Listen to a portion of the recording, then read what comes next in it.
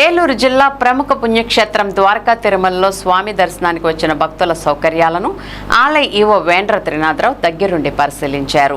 ఈ సందర్భంగా ఆయన మాట్లాడుతూ ద్వారకా తిరుమల చినవెంకన్న ఆలయంలో ఇటీవల పలు అభివృద్ధి కార్యక్రమాలు ప్రారంభించామని, అందులో భాగంగా శాశ్వత క్యూ కాంప్లెక్స్ నిర్మించామని, ట్రయల్ రన్ అనంతరం ఈ రోజు నుంచి భక్తులను శాశ్వత క్యూ కాంప్లెక్స్ ద్వారా స్వామివారి దర్శనానికి పంపుతున్నామన్నారు.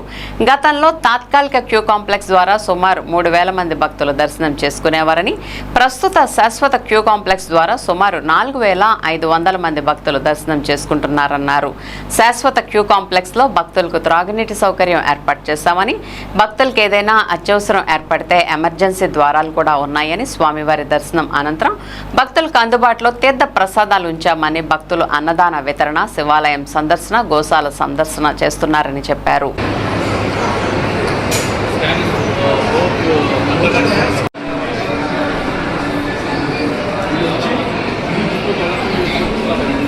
ఏలూరు జిల్లా ద్వారకా తిరుమలలో చేస్తున్న శ్రీ వెంకటేశ్వర స్వామివారి దేవస్థానంలో ఎన్నో అభివృద్ధి కార్యక్రమాలు చేయడం జరిగింది. వచ్చే భక్తులందరికీ ఒక మంచి వాతావరణంలో స్వామివారి దర్శనం జరిగే విధంగా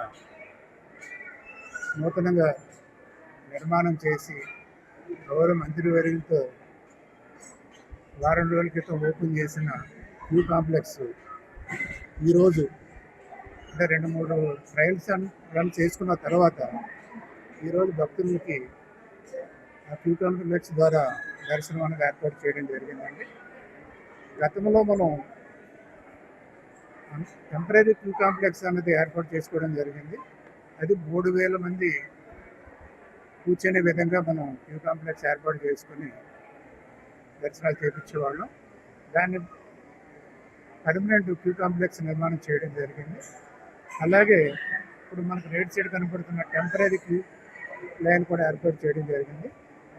గతంలో అయితే 3,000 మంది కెపాసిటీతో ఉన్న క్యూ కాంప్లెక్స్ ఉంటే ఇప్పుడు 4,500 మంది ఒకేసారి మనం అందరినీ అక్కడ కూర్చోబెట్టడానికి సరిపడిన విధంగా క్యూ కాంప్లెక్స్ నిర్మాణం చేయడం జరిగింది. ఈ క్యూ కాంప్లెక్స్లో లైన్లో భక్తులకి వాటర్ సదుపాయం ఎక్కడికక్కడ మనం ఏర్పాటు చేయడం జరిగిందండి. అలాగే క్యూ లైన్స్లో ఉన్న వాళ్ళకి ఎటువంటి ఇబ్బంది జరిగినా ఇమ్మీడియట్గా మనం బయటకు తీసుకురావడానికి వికెట్ గేట్స్ పెట్టడం జరిగింది.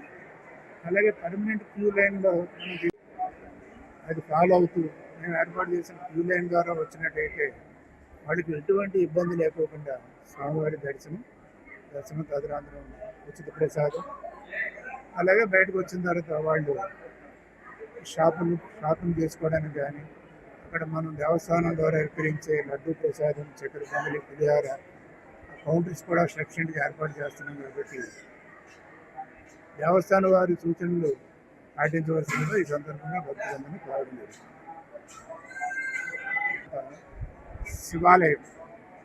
శివాలయం కూడా ఈ మధ్య నూతనంగా 4.5 కోట్లతో రాజగోపురం నిర్మాణం చేసి ఓపెన్ చేయడం జరిగింది. ఆ పరిసరాలు శివాలయం దగ్గరలోనే గోశాల, ఆ గోశాల దగ్గరలోనే అన్నప్రసాదం కూడా ఉంటుంది. కాబట్టి భక్తులందరూ ఇక్కడ దర్శనం చేసుకున్న తర్వాత అన్నప్రసాదం బిల్డింగు, అలాగే శివాలయం, గోశాల కూడా సందర్శించవలసిందిగా ఈ సందర్భంగా కోరుతున్నాము. ఈ కార్యక్రమాలపై